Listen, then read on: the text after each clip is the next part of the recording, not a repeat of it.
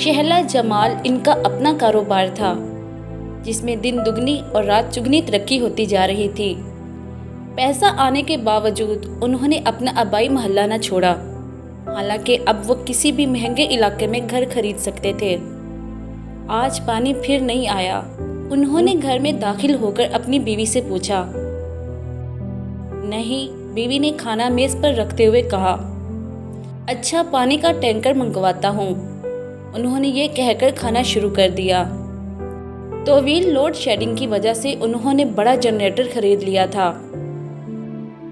गर्मी से लोग बेहाल होते और इनके घर से जनरेटर चलने की आवाज़ सुनाई देती तो रात को जब पूरा मोहल्ला तारीकी में डूब जाता तो उनका घर रोशन हो जाता।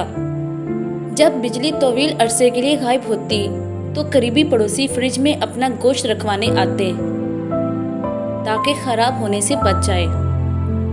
वो घर पर होते तो नागवारी का इजहार करते और बीवी पर गुस्सा करते। हमने क्या ठेका ले रखा है लोगों का?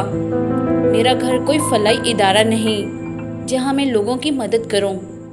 गुस्से में इनकी आवाज़ तेज हो गई। बीवी ने वजाहत की, आखिर ये हमारे पड़ोसी हैं। बिजली ने इतना तंग कर रखा है कि इनकी फ्रिज में रखा गोश्त खराब हो जाता है, इसीलिए ये 2-3 पड़ोसी हमारे घर गोश्त रखवा देते हैं। तुम ही ने इन्हें इतना मुंह लगाया है, जब भी ये लोग घड़ी घड़ी तंग करने आ जाते हैं। इनका गुस्सा बढ़ता ही जा रहा था।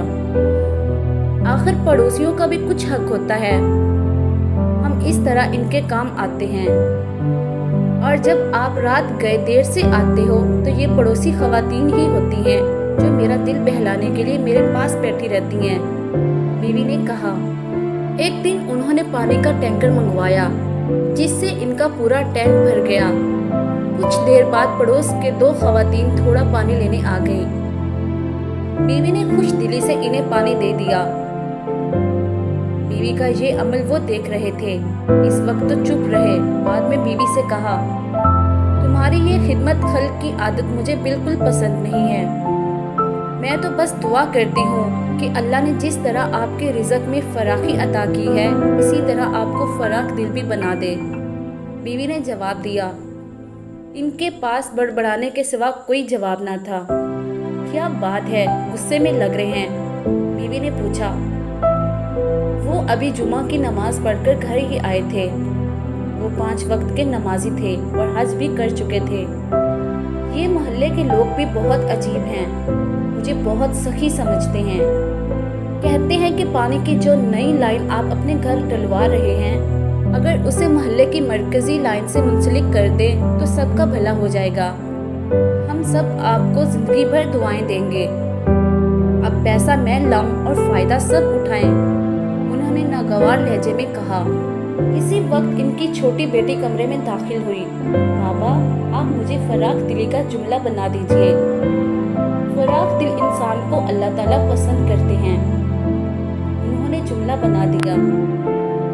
बाबा, अब मुझे इसका मतलब भी तो बताएं। बेटी ने जिद की। देखो बेटा, फराख दिली का मतलब है दिल बड़ा होना, और जब इंसान का दिल बड़ा होगा तो वो दूसरे इंसानों का ख्याल भी रखेगा और इनकी मदद भी करेगा। उन्होंने वजाहत की। बाबा, फराख दिली की उल्ट क्या होगी वो भी लिखना है मुझे। बेटी ने कहा। बेटा, फराख दिली की जिद है तंग दिली, यानी कि दिल का छोटा होना, अपनी छोटी छोटी चीज़ों से भी किसी दूसरे को मदद ना करना। उन्होंने बेटी को समझाया। बाबा, आप मुझे 2 चॉकलेट ला दीजिए, बेटी ने अपने बाबा से लाड से कहा। मैं अपनी प्यारी सी गुड़िया के लिए चॉकलेट ला दूंगा, मगर ये बताएं कि आप हर चीज़ 2 क्यों मंगवाती हैं? उन्होंने मुस्कुराकर पूछा।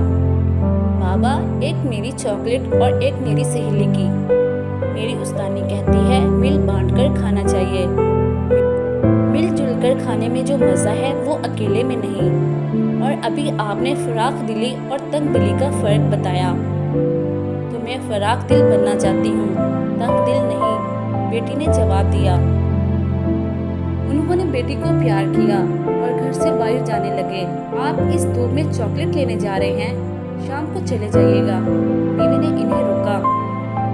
बेगम, चॉकलेट लेने भी जा रहा हूँ। اور محلے والوں کو یہ بتانے بھی کہ ہماری پانی کی لائن محلے کی مرکزی پانی کی لائن سے ہی منسلک ہوگی۔